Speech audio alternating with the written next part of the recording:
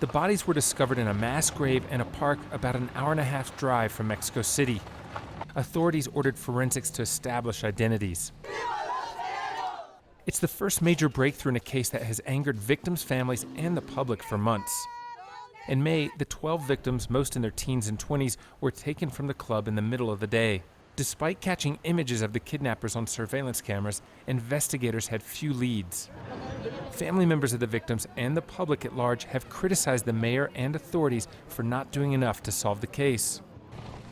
The bodies were only uncovered when federal authorities, not investigators from Mexico City, came to the park looking for a stash of weapons. For years, Mexico City has been seen as an oasis of safety while a drug war raged across much of the rest of the country.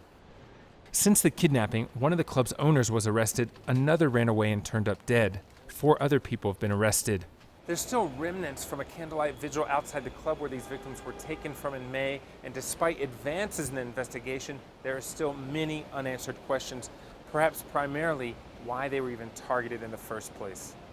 Prosecutors say the victims were caught up in a dispute over drugs between rival street gangs from a dangerous neighborhood in Mexico City. Most of the victims lived in that neighborhood, Tepito.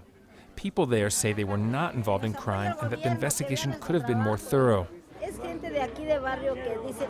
Some people here in Tepito say just let it go.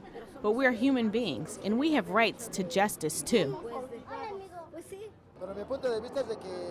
From my point of view, authorities are doing as much as they can. They are not magicians.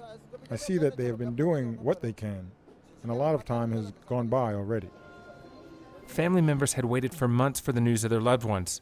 This may offer them some sort of closure, but it's not the news they were hoping for.